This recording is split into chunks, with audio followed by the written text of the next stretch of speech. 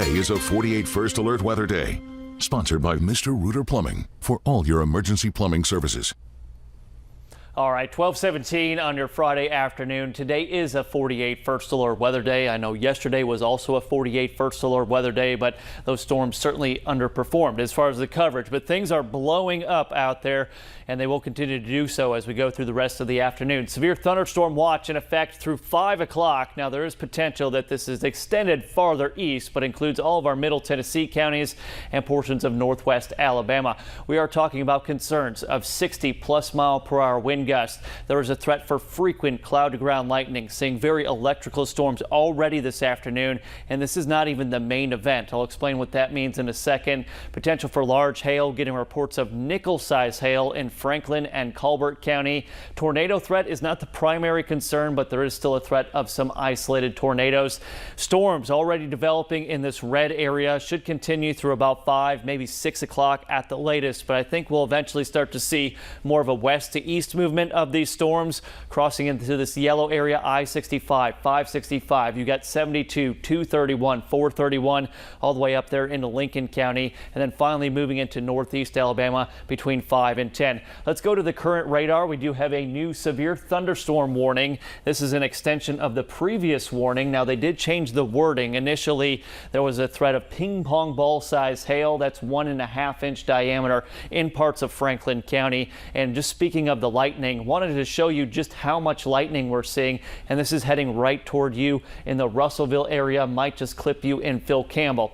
Now, the lightning could be a little bit overwhelming, so I'm going to turn it off for you. You know these storms are very electrical in nature, but this is where we have that hail threat right now. Just 1 inch hail, so that's quarter size, tracking to the northeast. These storms could produce some wind gusts around 60 miles per hour, and they are tracking northeast right now about 30 miles per hour. So to put a storm track on that for you, we'll draw that out. This is heading toward you in the Quad Cities, moving northeast about 30 miles per hour.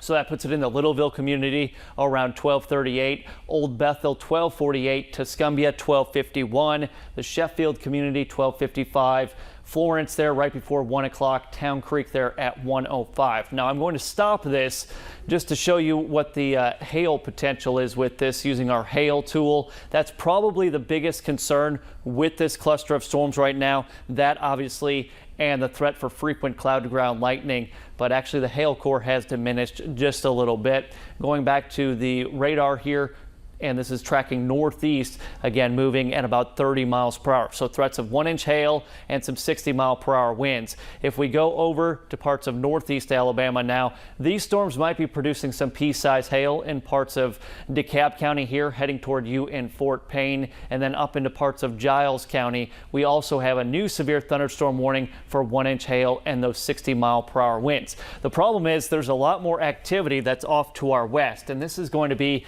kind of that main event that continues to move in.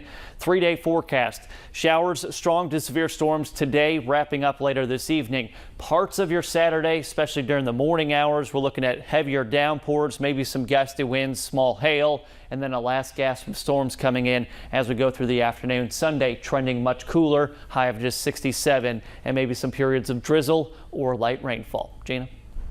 Eric, thank you. Well,